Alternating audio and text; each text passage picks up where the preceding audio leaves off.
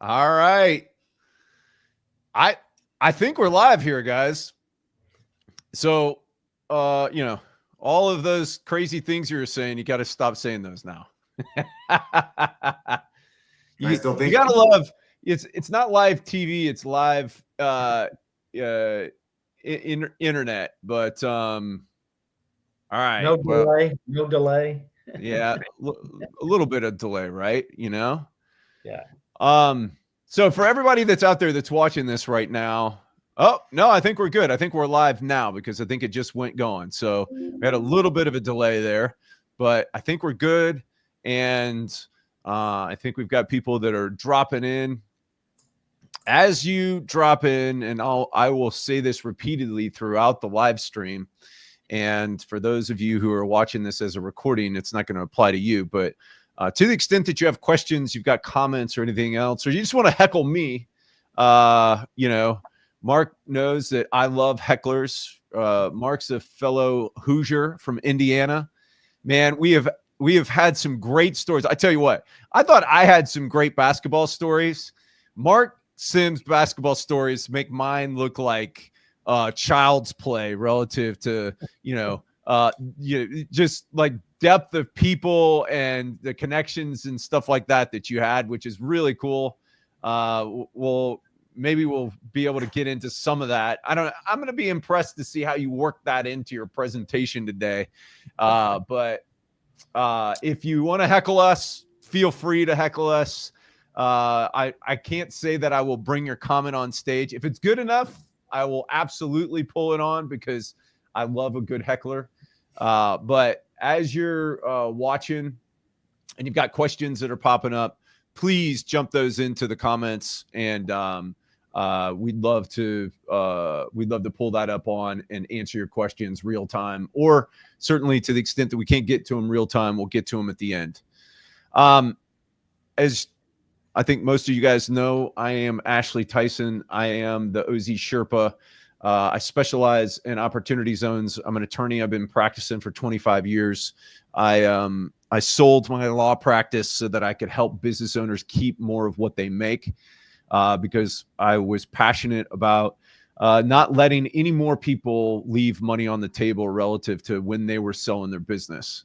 I was even more passionate about helping them just instead of walking away from something, to walk towards something bigger than themselves. And so that's been one of the huge things that I've gotten to do inside of OZ Pros that is a true passion of mine, which is helping other people find their true passion and helping them execute that in a way that is tax efficient and that has significant purpose. That's why I love opportunity zones, because it allows people to do well by doing good. And that's what we're all about. As part of that, and as part of our strategy, I had the fortunate opportunity to meet Mark Sims and John Bloom as we have been evaluating different things that are out there in the marketplace relative to things that business owners need to know.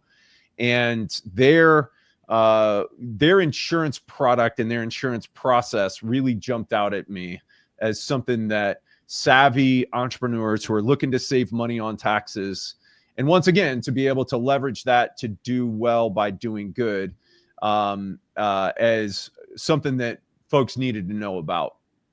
And so I asked Mark and John to come on LinkedIn Live today so that they could present and that they could field questions about what they're doing and about how this could work inside of your just aggregate, business strategy, but certainly inside of an opportunity zone strategy. So, Mark, why don't you give us a little bit of background on yourself, and John as well, and then I will set the stage relative to how Madison Insurance works with OZs.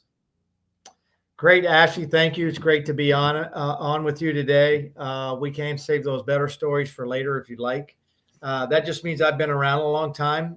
Been in the insurance industry since 1989. But for the last 25 years, I've been with this company called Madison Insurance Group. I'm currently the president of Madison Insurance Group. And we also have with us John Bloom, who is our director of business development at Madison Insurance Group. Madison Insurance Group is a consultancy company that we operate and own a couple of insurance companies in Puerto Rico, which we'll get into a little bit more today. But been with the company the last 25 years and seen a great amount of exponential growth because more and more business owners are looking for ways to protect their business revenue from any kind of catastrophic loss. But if they don't have that catastrophic loss, still have the ability to participate in the upside of their own good risk through the recapture of the underwriting profits and investment income of their premium dollars. So that's who we are. Awesome. And John, so tell us about what you do with Madison. So as Mark mentioned, I'm a director of business development. So I really love working with the advisors that refer. So you're the guy that actually does the work then? Yes, he is. Mark's a workhorse. You see, he's now I will say 1989, though, I was in grade school. So Mark's been doing this a little bit longer than me. I was in junior high, so I'm right there with you, man. It's good stuff. You look good for 85, don't I? Yeah, exactly, right? Well, we can aspire. We can aspire. All right, so based on what Mark was telling, and he's going to walk through kind of the catastrophic risk piece, but inside of opportunity zones, and this will, inside of OZs, and this will be clear as we kind of get further into the presentation, and as you see the really cool way that Madison is structured under the Puerto Rican insurance regs and how they capitalize these policies presents an opportunity for some tax arbitrage. And so that's what I wanted to show you guys inside of how this works and how this works well with OZs. So I'm going to shift this over here so that, can you guys see my screen okay? Yes. Okay, perfect. So as you guys have, might notice, and certainly the folks that are on the viewer, is that this is your handy dandy opportunity zone cheat sheet. And we've revised it, to pick up this crucial kind of thing that is not really well talked about, but it presents an opportunity, particularly in the case where what we're going to be talking about today. But inside of an opportunity zone, you got to have a capital gain from a sale to an unrelated party, and you got to stick that capital gain into a qualified opportunity fund within 180 days. Once that gain goes into the QOF, 90% of those assets need to go down either into a qualified opportunity zone business or into property itself. And then through that, you go and you do your impact thing that's inside of the opportunity zone that is specifically helping people in these zones to increase property values, to source jobs, to do the thing that you're doing inside of opportunity zones. And I've got story after story of how much positive impact is happening inside of opportunity zones, which is why I love this program so much and why we're really stoked about potential legislation and to extend the program, all of those kinds of things. Inside of this opportunity is that inside of that 90-10, on that 10%, that 10% can go into anything. And you can effectively put it into anything that you want because that 10% is not restricted. And so if you purchase an asset from a third party, the value is locked in at your unadjusted cost basis for your entire hold period for that 10%. So if you were to put in, and we'll just use round numbers here, if you were to put in $100,000 worth of capital gain into your QOF, $90,000 of that needs to go down into a qualified opportunity zone business or into property. But that leaves you $10,000 that you can use as a window to do other things with. And the beautiful part about everything that's inside, that's behind this veil right here, once you get it inside of the qualified opportunity fund, when your fund investment turns 10 years from the date that you put the money into that QOF, everything is eligible for a step up in basis to fair market value. And that's going to be significant as we look at the what Mark's going to show us. And so keep that in mind. And this is the reason why we're here. This is the reason why I'm doing, as the OZ Sherpa, why I'm doing a LinkedIn Live with Mark here. And so without further ado, Mark, I'm going to put you, and I think that I can swap you out into this spot. Look at that. Bam. Right. Yeah. Now I actually think my gray hair even more. Yeah. now we need to bring on your oh, look at that. So now we got your slides, and unfortunately I think that I've got to work the slides, but if you tell me what we're going to make insurance work for you. So Mark, take us away, man. Awesome. Thanks, Ashley. So yeah, so as I was saying earlier, we manage and operate an insurance construct. We have a licensed insurance company and we have a licensed reinsurance company that work in complement with each other. And both of these companies are domiciled in Puerto Rico. We're there for a number of reasons, knowing too that 98% of Puerto Rico is an opportunity zone. So that's right.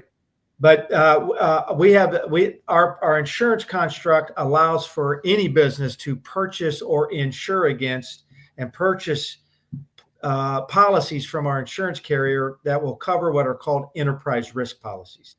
These are types of risks that businesses have that would think of them more like business interruption coverages. If you have a loss of a key customer, a supply chain interruption, a cyber attack, you have a reputational brand hit, and you lose revenue. What is reimbursed for these types of policies is the net income loss from that revenue and any overhead costs associated with the loss of that revenue.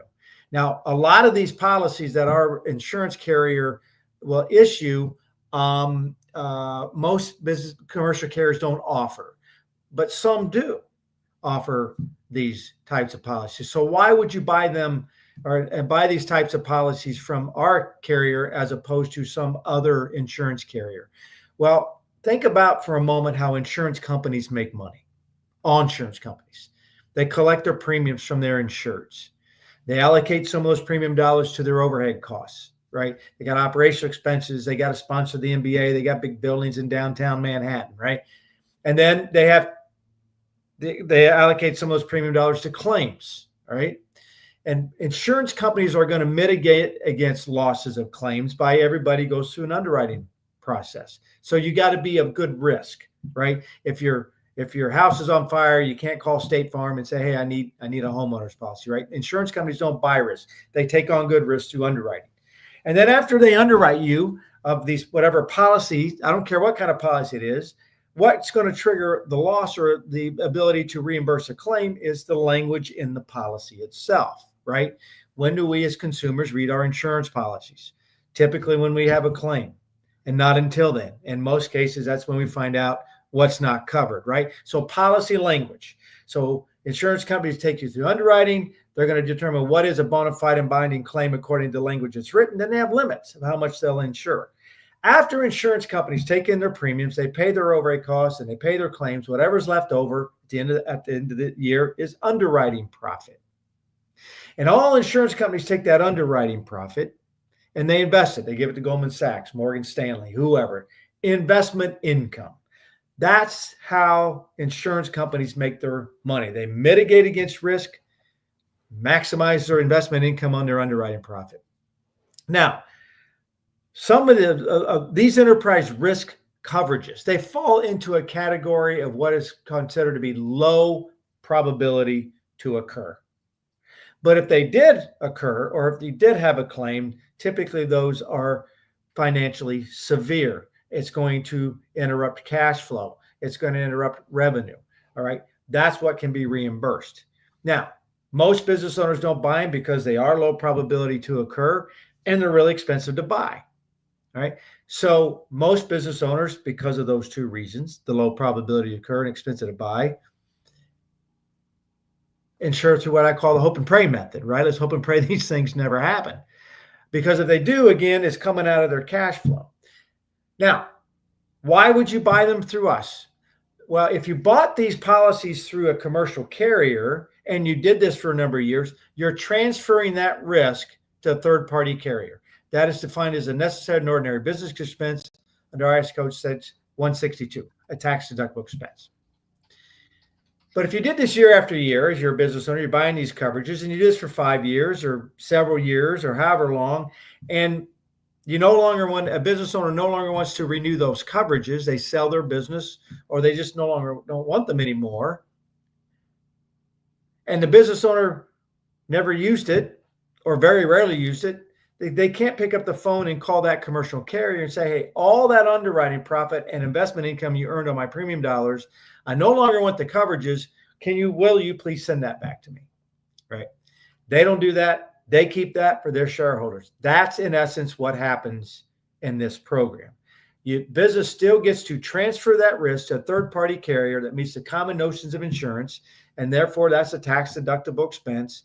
But instead of those premium dollars going into the commercial black hole, they actually will flow into a segregated account and gets invested, and that segregated account will return the underwriting profit investment income back to the insured or somebody in the business owner's same economic family, which is kind of where we get into the opportunity zone, the opportunity zone opportunity, right?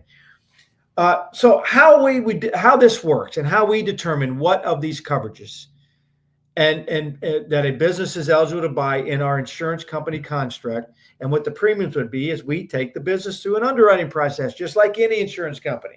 We have them complete an application. It's called a risk assessment questionnaire. We do get copies of their current commercial policies to see if they already have some of these coverages. If they do, they might want to replace them through here. And we look at their business's financials. Why do we need the business's financials? If we're going to insure to pay to interrupt and pay net income loss from revenue, we need to know what the revenues are. All that then is underwritten, and our underwriters are going to find out, here's all the coverages and risks that your businesses have that you can insure through our program.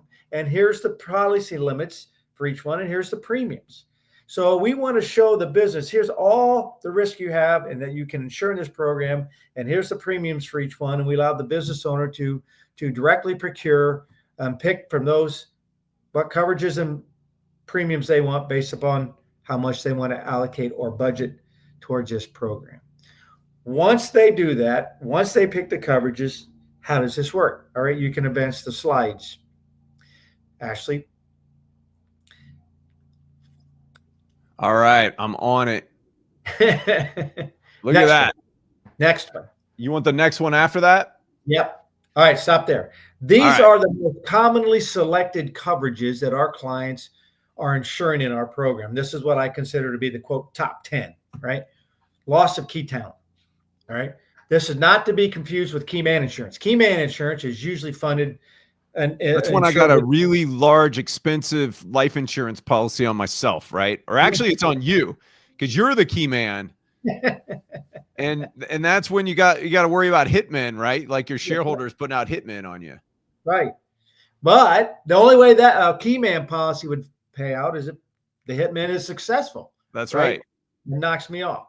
Loss of key talent in the Madison program is if a business has key people in their organization and they lose them for any reason outside the control of the business owner, and they lose revenue for the loss of that key person, that's an insurable risk.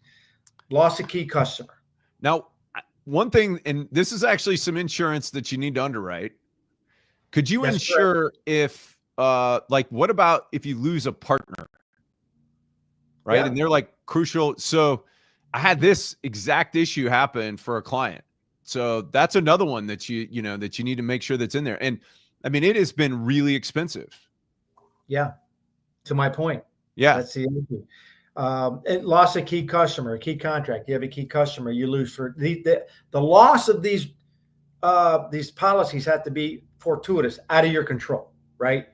But if you lose a key customer, a contract, lose revenue, reputational brand, right? For the onslaught of social media, anybody can say anything they want about you, right? What if a business has a bad event that hurts their reputation and they lose customers and they lose revenue? All right.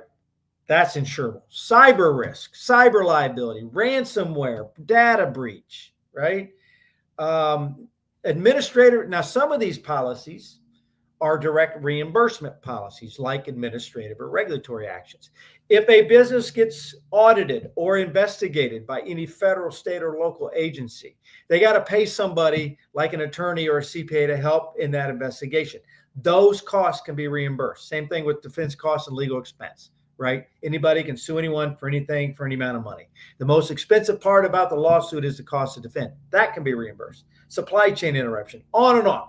We have over 25 of these business interruption policies that a business can insure against. So once the business goes through the underwriting process and they pick the coverages and premiums, how does this work?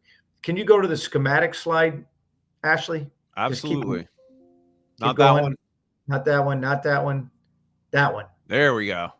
How does this work? And man, I hate that I'm not going to be able to John Madden this for you, right? Because you do such a great job with your teleprompter. Yeah, my goal was always to be on Monday Night Football, and I couldn't get there, so that was. So this is a close second.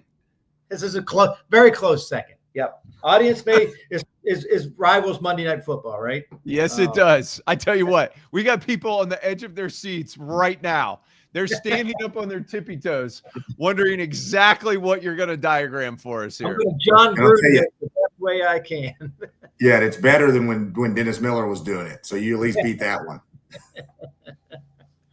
All right. So this is how this whole program works, how this gives the business the opportunity to mitigate against these low probability, high severity risks that makes them sleep better at night, but also at the same time, the opportunity to participate in the underwriting profit and investment income of their own premium dollars. So how this works, 2 insurance companies I told you on the onset that we own and manage. The first is called Madison International. So right away, the insured business is going to pay their premiums down to Madison International.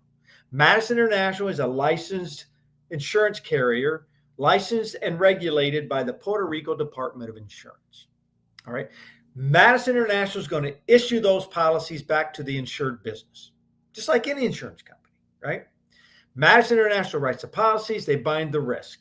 However, in this program, Madison International has decided to lay off all of the premium and all the risk of claims down to Madison Re, a licensed regulated reinsurance company, also licensed and regulated in Puerto Rico. All right.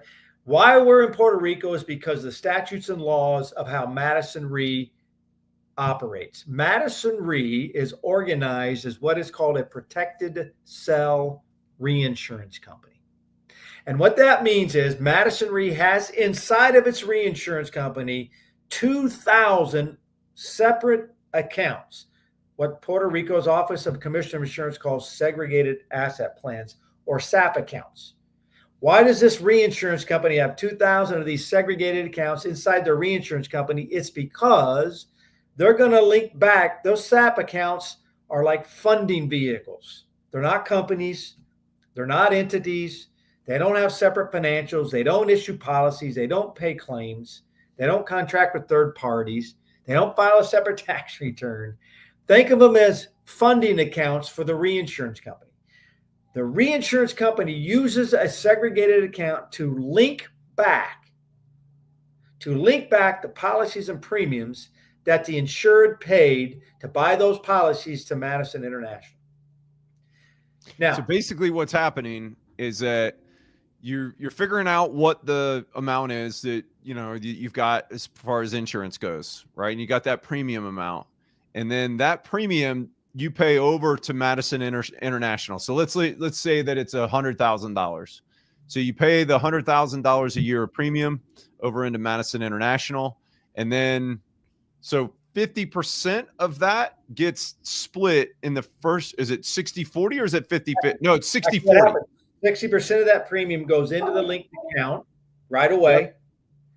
40% of that premium will stay with Madison Re. So Madison Re holds 40% of all insurance premiums in their pooled account. We call that a funds withheld risk reserve. Okay. Madison, 40% of that for the claims period, which is 12 months.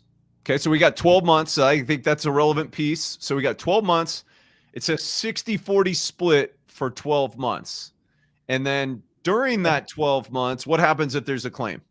So the reason for the premium split is that we have to, in order for this program to meet the common notions of insurance, there has to be risk transfer and there has to be sharing of risk with unrelated third parties. Okay. What happens to that 40%? Well, it's in that account for 12 months. It's going to share in risk with all insureds in the program. If that business up top has a claim, they file the claim to Madison International. Madison International processes a claim. First and foremost, did the insured have the policy? Yes.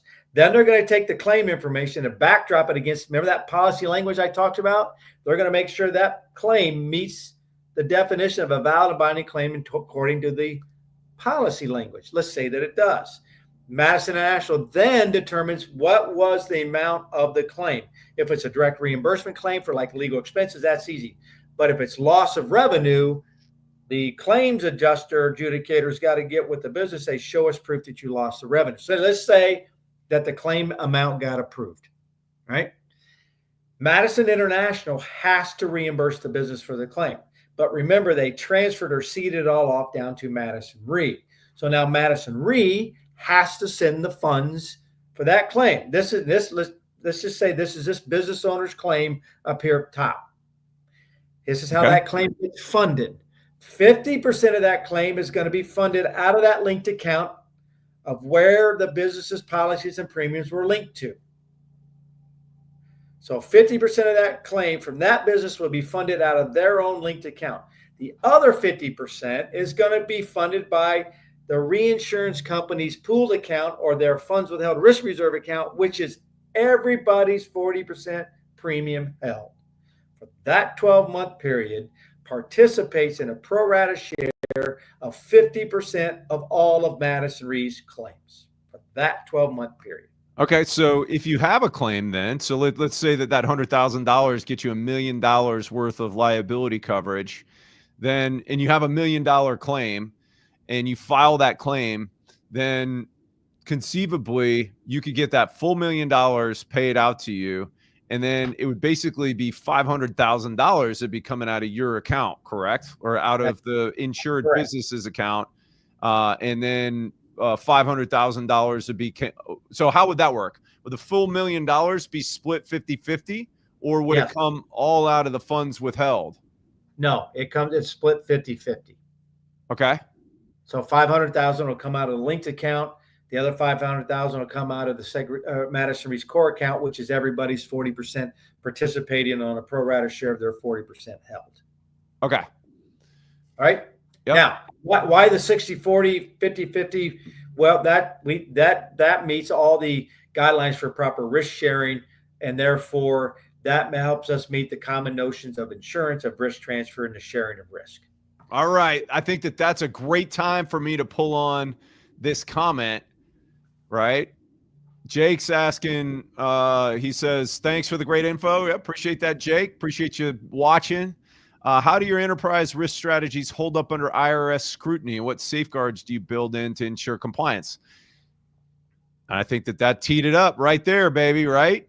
So yeah, that teed it up right there. So that when you have an alternative risk transfer strategy like this, or like a risk retention group, or a reciprocal, or a captive insurance company, no matter what the construct is, or no matter what the alternative risk transfer strategy is, if you want to get the favorable 162 expense, the IRS is going to look at, does your program meet the common notions of insurance?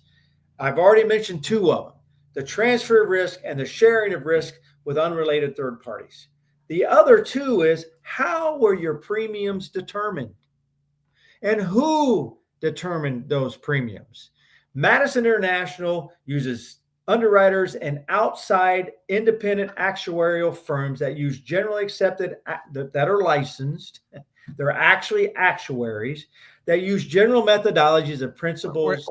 Aren't those actuaries the guys that like, I think that those are the guys that were like in the basement in office space, right?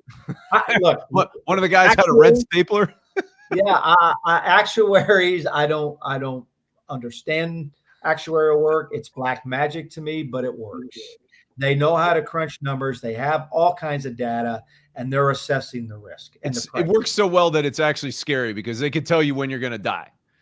Yeah, yeah. And then they can tell you if you have a claim on one of these policies based on your demographics, based on where you're at, based on your industry. Here's where we think the claim amount will come in at.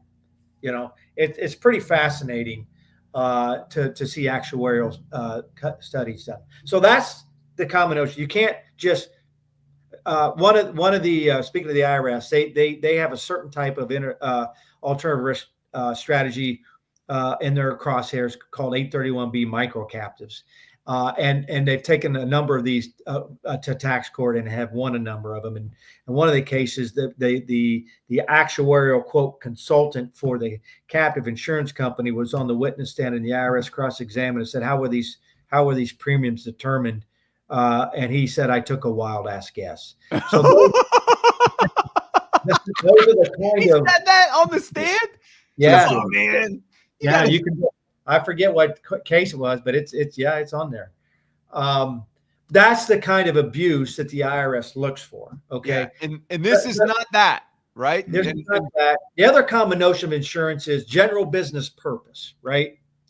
You can't have a manufacturing company in Boise, Idaho, buying hurricane insurance, right? I mean, there has to be a real business purpose behind the purchase of the insurance. Those types of things, Jake, get abused in the alternative risk transfer marketplace. The only difference, if you look at this slide here and you look at the structure, you got an insurance company and you have a reinsurance company. That's how all insurance companies work. All insurance companies collect premiums and issue policies, but all insurance companies cede off some of that risk to a reinsurance company. And these reinsurance companies have insurance companies underneath them called syndicates, the spreading and sharing of risk. That's right. This works exactly the same way that any insurance company does. And the other thing that the IRS doesn't really like in these alternative risk transfers, in some of these alternative risk transfer strategies, ownership and control. Yes. What are you doing with the money in that alternative risk transfer strategy? Are you paying a premium that you're deducting and then sits there for 12 months and then it goes out and invests in a Pilates studio? Are you going to borrow the money out and never pay it back and avoid taxation? Are you going to just pay premiums and let money go in there without any respect to solvency with the ability to pay claims? That's what's come under scrutiny over the last number of years. Yeah, because people were setting up effectively a captive, which is basically their own company that's somewhere down in, the Seychelles or wherever, right? Somewhere offshore. And then they pay money into it. They get a deduction and it's really just paying themselves. And I think that that's the crucial thing that the IRS was looking at, and that you guys are different because this is a legit insurance company.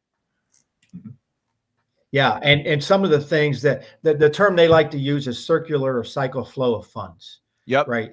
And that's what you got to avoid in that, and control and ownership. So I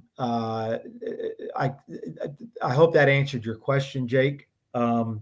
So let me go back to the slide one more time. That's segregated account. All right, and I'm going to stay on the line of what Jake's asking. That segregated account so it's inside that segregated account where an insured's underwriting profits flow. Underwriting profits in this program are all the premiums they pay, less expenses for Madison International and Madison Re, and less any of their claims go into that segregated account. After that 12-month period is over, the insurance company, Madison International, is going to allow for an additional 60 days for insureds to get claims filed for that 12 months. When the 60-day extended claim reporting period is over, the reinsurance company, Madison Re, is going to reconcile all of those claims that they pay out during that 12 months. And when that reconciliation is done, Madison Re is going to take everybody's 40% that was held in their pooled account, and they're going to sweep them into the linked segregated accounts. So that 40% ultimately comes back less claims participation. So ultimately, that premium all gets it. By that time, the business has paid another premium for year 2 to renew the policies. 60% of that premium is going to go into that account. 40% of that premium is going to be held in the pool account for the next 12-month claims period. Okay, and let's talk about your crazy actuarial underwriter dudes. Like, what's their hit rate? Like, so what kind of claims history do you guys have? So how much of my money that goes into that, funds withheld risk reserve that some other joker could, ultimately, his liability could come in there and get into it. Like, how much is actually gone out the door? So the Madison International takes in about over 100. They take in over 100 million in premium every year. About 1 to 2% of that historically has gone to claims. Now, why are these claims so low? I was going to say that's really low. Number one, these are low probability risks to begin with. Okay. Yep. Number two, the underwriters are really doing a great. We go into a deep dive to assess the risk that we're taking on. Number three, we cap the losses. The highest policy limit that, I always get the question, well, what if that, did you use the word joker? What if that joker? And what if that joker? Yeah. What if that joker insured over there files a $50 million claim? Well, he can file it. But the claims adjudicator is going to get the claim and say, okay, first of all, what policy limit did they purchase for that policy? Oh, They only purchased $1 million limit. They know that's the max that the exposure is going to pay out. The highest policy limit that Madison International insures against is $10 million. So they cap losses with policy limits. Awesome. All and right. We do very good underwriting. Now, the other reason, Jake says thank you. He liked your answer. You're welcome. The other reason the claims are low is what I want to get into next, and why Ashley likes this program. That linked segregated account, before the first year's premium can flow in there, the Puerto Rico Department of Insurance requires that linked account be capitalized. The Puerto Rico Department of Insurance wants some additional funds in that account in addition to the first year's premium, just in case. So you're talking about inside of this account right here, the segregated asset. So I'm circling it with my mouse, but I don't think that anybody can see that. So it's not limited. The segregated asset plan account needs to have cash in it in year 1, so that way it's not, a legal fiction, right? That's what. Well, and the Puerto Rico OCI wanted some additional funds in there just in case. Yep. Already unlikelihood of a claim happened in year 1. If one did happen in year 1, there were not enough funds in that account to satisfy 50% of that claim. They wanted some capital. That capitalization requirement is 1/3 of whatever that first year's premium is. So if the business paid a $100,000 premium, an additional $33,000 that had to be deposited in that linked account to satisfy the Puerto Rico OCI capitalization requirement. Madison Re, the reinsurance company, is not capitalizing those segregated accounts. Instead, Madison Re has decided in this program to go to an investor and sell a derivative instrument of an options contract. They're going to sell an options contract to an investor. The purchase price of that options contract is that capitalization amount. So in that example I gave, it's the cost of the options contract is $33,000. The investor pays the $33,000. When the investor buys the options contract from Madison Re, they're also buying from Madison Re an instrument called plan rights or exchange rights. What the investor is buying is the ownership rights, all the ownership rights to the underwriting profit and investment income in that account when the investor's ready to take it, when the insured's done with buying insurance policies from Madison International. So that separates two transactions in this program. There is the business buying insurance. They're paying the premiums. Premiums are gone, never to come back to the business, but the business gets the coverage. The second transaction is the investor who's going to capitalize that segregated account with the purchase of the options contract. Who's the investor here? This is a private placement options purchase, and Madison Reed is going to give the first right of refusal. They're going to go to the company and the owner of the business and say, do you want to buy this options contract? 100% of the time in this program, it's either the owner of the business or somebody or some entity or some vehicle in the same economic family as the business owner. All right. But whoever or whatever that is, that's who gets the ownership rights to the money in that account down the road. No different than if you came to me today. I'm going to use Jake since Jake volunteered a question. Jake, if you came to me today and say, Mark, I'm going to pay you $200,000 today for the rights to all the upside potential of your home when you sell it down the road. And the value may be $1 million when you sell it. I get it because I paid the $200,000 to get that right. Same thing here. You're just buying the ownership rights to the potential upside asset in that account. Now, we who are our investors that are in this program, we've some business owners, but there could be another company. It could be a trust of some type. Some of these business owners don't care about the underlying asset, but they'd like their kids to get it. So they'll have a dynasty or legacy trust by the options contract. Some people have a Roth IRA and they have enough cash in the Roth. The Roth buys the options contract. There are no restrictions. Now, on that though, so if you had a Roth IRA that was buying it, the Roth would have to have enough cash in it in order to pay the full amount into that the segregated asset. Well, it wouldn't even be the segregated asset plan. It would be the option contract on it. But it goes into the segregated. Yeah. That's okay. Correct. So then that cash goes into the segregated asset plan. Yeah. And then so that Roth could hold it. Now, what if you don't have enough cash, right, in your Roth, or you want to lessen the amount of cash that you got to come out of pocket? So in your case, we're talking about, I guess it would be $100,000 worth of, that would be coverage though, right? Because it's premium. That's premium. Okay. All right. And then there's got to be a $33,000 outlay for the options purchase or the capital. Okay, so that would be $33,000, but you'd have to have $33,000 in your Roth IRA.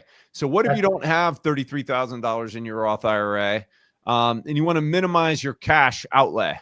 So that means the Roth can't buy it. Yep. If they in any situation other than a qualified plan, if the investor doesn't have the cash outlay, they can have it backed or secured by a standby letter of credit.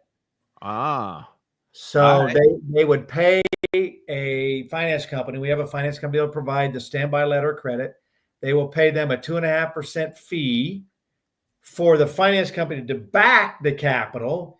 If in the case the capital had to be called, the only time it would be called is if you have that claim event where there's not enough money in the SAP to pay the 50%, then the capital would be called. All right. But to have the finance company back that, they charge 2.5% of the 33,000, which is what? $800,000 or $800, right? And look, we have some of these businesses who've got a $5, $10, $15 million premium. One third of that, in addition, is a big outlay. So it can be backed and secured by by standby letter of credit. Okay. So, man, Jake's like lighting up the. All right, hold on. Vaughn's got a question out here. So the difference between what you buy, the option, and the value down the line would be a capital gain. Correct? That is correct. Huh. All right. So inside of that, so like, let's say that you use the letter of credit and credit enhancement. Thanks for that question, Yvonne. That's awesome. You use that credit enhancement. So, in that case, you put down $800 to buy this option, and then that thing grows over the next 10 years. So it's going to have 10 years worth of premium going into it. And investment income. And investment income. So what's the premium? $100,000 a year? Or would you say the premium was 10 grand? No, you said the premium was $100,000. Premium was $100,000. Okay, perfect. So the premium at $100,000, right? $800,000 or $800 cash outlay to buy the option. That thing grows over the next 10 years. What we're talking like 1.5 million. Yeah. Okay, so we exit that, and the reason why that option's so low is because of all of the discounts, because of the potential that there could be losses in there, and the fact that you're getting credit enhancement by the standby letter of credit, right? That's the reason why the cash outlay is so low. But we got a basis issue. To Yvonne's point, is that we've only got $800 in basis, but now we got $1.5 million that's going to come out. Now, that in and of itself isn't a bad result because we've shifted it from ordinary income to capital gains. But, and this goes into what Jake is asking, is that Jake asks, and he's asking me this, how can this risk planning, right, be incorporated into a QOF and a QOZB? And so I'm going to go back. I'm going to flip over to my screen, and I think that I can do this. Here we go, because we've got my screen right here. Oops. I think you need to put it on the big one. You Yeah. actually, I can see you did write on the slide. Look at you. Yeah. So I wrote on my slide. Now I'm just trying to figure out how I can move this one over here. I think I got to go back to this whole StreamYard thing right here. All right, here we go. We've got this one, and I think that I can go to this one, and now I can shift me. Look at that. Bam. I figured it out. All right. We're getting this thing. We're getting this thing here. And so we've got $33,000 as the third of the first year premium, but then the option contract on that is really like I actually think that it's lower than that. Like you said, 2.5% of 33,000. Yeah. Okay. So 33,000 times 0.025. Yeah. That's $825. So we got $825, right? That's going to ultimately be the option to end up being able to buy out all of the cash that gets built into this. So $825, and now we get the value that gets built in that over 10 years.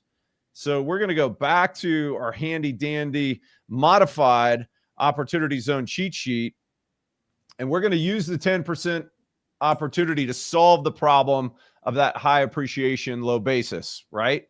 Because we've got this 10% inside of our QOF.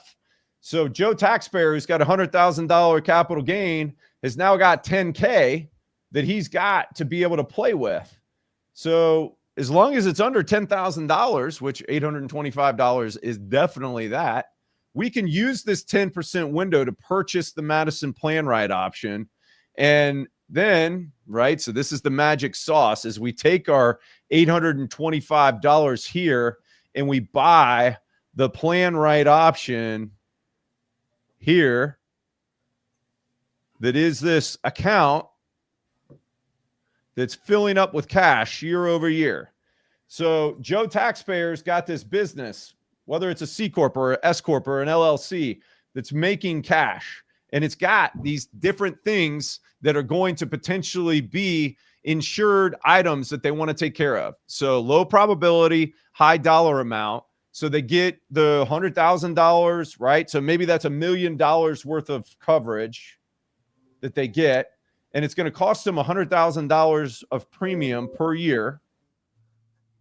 So they pay this $100,000 of premium per year into the Plan Right. Okay. And they pay it over to Madison, and it goes into that Plan Right, right? After the year and all that kind of stuff, it builds in over time. So this is a deduction against ordinary income over here. And then it grows, and it grows inside of this vehicle, and it grows at a 4% tax rate while it's inside of the vehicle, because that's Puerto Rico, correct, Mark? It After grows. the first like $1.25 million, I think, is what Puerto Rico is. That's correct. Okay. So then, right? So now we've got, and let's say that it's grown to $1.5 million over the course of 10 years, because we put in $100,000 a year for 10 years. And then I mean, 1.5 is actually, I think, fairly conservative. And now you want to pull the cash out of that, or the smart money is going to let it grow and basically let it grow and let it eat all the way until 2047, which is when you get to how long you have to let it wait, because it's growing at 4%. And then it's ultimately going to come back to you tax-free. So you exercise that option. And when you exercise the option, the QOF gets to make a step up in basis to fair market value. The magic words, right? You can receive a step up in basis to fair market value. Your fair market value will be what that thing is worth at that point in time. And bam, all of that cash comes to you tax-free. So you've been able to get a deduction over here, and then you've been able to have it grow under favorable Puerto Rican tax rates at 4% per year. And then you get to exercise this option and have it come out completely tax-free all the way up until 2047. You got to wait 10 years, but it gets to come out and you get to hold it for 10 years. All right. So we got a question from Jared. If it's at the QOF level, wouldn't it be reassessed each time for the 90-10 test? Fantastic question, Jared. And the key thing is that you got to purchase it up there at the QOF level, because if you purchase, right, once again, if purchased from a third party, the value is locked in at unadjusted cost basis for the entire hold period. Thank you for asking that, Jared. I appreciate you pointing that out, because otherwise that would be a problem, right? If we had to market every year, that would be a real problem. But this 10% at the QOF level, as long as it's purchased, once again, because you're purchasing an option, it's going to be locked in at what your unadjusted cost basis is. So, Mark, I'm going to go back. I'm going to stop sharing my screen. And I think we could go back to maybe 3, unless you want me to show any more of your stuff. No, I think we hit all the highlights. You hit the last thing you touched on was the tax of why the money's in the segregated account. So the linked segregated account, it is owned by Madison Re. All right, it's controlled by Madison Re. Madison Re invests the money. Madison Re uses outside U.S. investment firms. They basically allow the 6 different types of models of how the assets can be invested. And we allow the investor who bought the options contract to pick from one of the 6 models of how they want Madison Re to invest that money in with which investment firm, like Morgan or SCI or somebody like that. Now, that linked account is owned by Madison Re, and Madison Re controls it to the 2 aspects. One, if there's a claim that the business had, or policies are linked to it, Madison Re has to have the ownership rights to go in there to drag out 50% of that claim to help fund that claim. The other ownership right that Madison Re has to the money in that account is to Puerto Rico tax if due. All right. So the Puerto Rico is a territory of the United States, right? Under U.S. federal law, U.S. customs, they're residents or United States citizens. But the uniqueness of Puerto Rico as a territory of the United States, and this dates all the way back to 1952, that's when Congress granted Puerto Rico as a territory or Commonwealth of the United States ability to govern themselves. So what that means is they have their own insurance laws, they have their own corporation laws, they have their own tax law.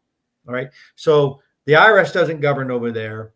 Their IRS is called the Hacienda, the Puerto Rican Hacienda. The house, because you got to pay the house, baby. It's funny. I think that's the same name of the taxing authority in Mexico too. But anyway, the Hacienda looks inside of Madison Re and looks at each one of those linked accounts to see if there's any tax due on any one of those accounts to the Puerto Rican Hacienda. And it depends on what the Hacienda refers to as the net income or net profit of that SAP account. And how that's determined is by an annual formula. It starts with the premium that the insured business pays that goes into that account, less the expenses to be in the program, plus the investment income earned for that year. That's the net profit of each one of those accounts. The first 1.2 million of that actually is tax exempt, no tax. All right. So the first 1.2 million of earnings on that cash is tax exempt, and that's And year all- over year. That's year over year. So, and that You got to resets make every- more than $1 million in that account before or you your even hit the premium, 4%. or your premium could be $1 million. Okay. Okay. Because the starting formula is the premium amount.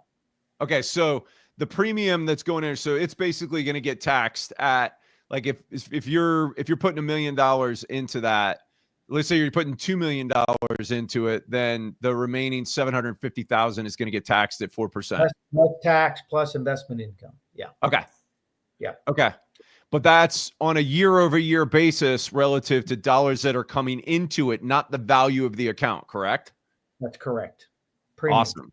Premium's a starting point. So I wanted to throw that out there. So what you have now is a very tax efficient way for the assets to grow. So you can help build that war chest of funds inside that segregated account to fund 50% of any claim or to return to the investor. So the only difference here at the end of the day, the only difference here in our program as opposed to any other insurance program is we're returning the underwriting profit investment income to the investor who holds the options contract.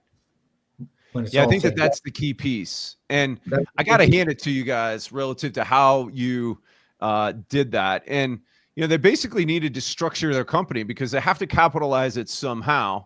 And so they needed to bring investors in relative to capitalizing the premiums into those accounts. And so they came up with a really creative way to be able to make that so that you can be the investor and then ultimately grab the reward and the growth of that account over time. That's cool. Yeah, and just so the options contract, it's an insurance linked security. So we didn't. Correct. There are other types of insurance linked security opportunities out there, but that's what this is.